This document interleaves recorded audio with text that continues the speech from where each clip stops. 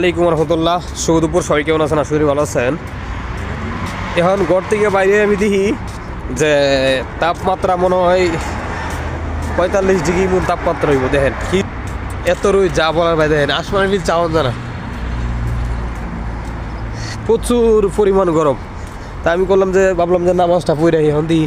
দেখেন কি রোদ্র, এত রোদ। এই রিয়াদে আগে রোদ আছি না, এখন দেন রিয়াদে এত রোদ, যা বলার বাইরে। মানে 45% তাপমাত্রা, বুঝছেন?